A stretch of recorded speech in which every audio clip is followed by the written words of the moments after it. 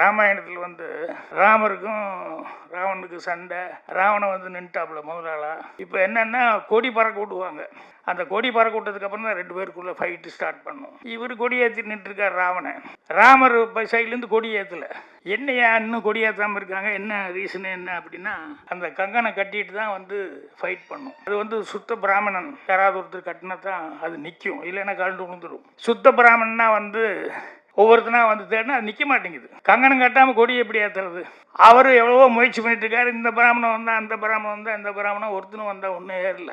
கடைசியில் ராவணன் கேட்டால் என்ன நடந்துட்டு இருக்காங்க அப்படின்னா, இல்லைங்க அந்த கங்கணம் கட்டல, எது கட்டினாலும் கழண்டு விழுந்துருது, அதனால சுத்த பிராமணன் யாராவது ஒருத்தர் கட்டினது தான் வந்து அந்த கங்கணம் நிற்கும்னு சொல்கிறாங்கன்னு. உடனே கங்கணம் கொண்டாங்கடா அப்படின்னு வாங்கினார். இவர் குதிரை எடுத்தார். இவர் நேராக அங்கே போனார் ராமர்கிட்ட.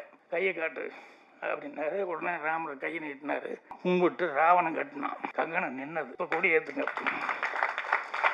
இப்போ ஃபைட் பண்ணலாம். இப்போ இப்படி கதை சொன்னோம்னா ராமர் ஹீரோவா ராவணன் ஹீரோவா? ஒரு கதையை இப்படி பண்ணும்போது மொத்தமாகவே மாறி போகுது இல்லை. அதனால் கதைக்கு உண்டான வீரியம் அப்படிங்கிறது வந்து அதில் என்ன வேணால் கொண்டு வரலாம்.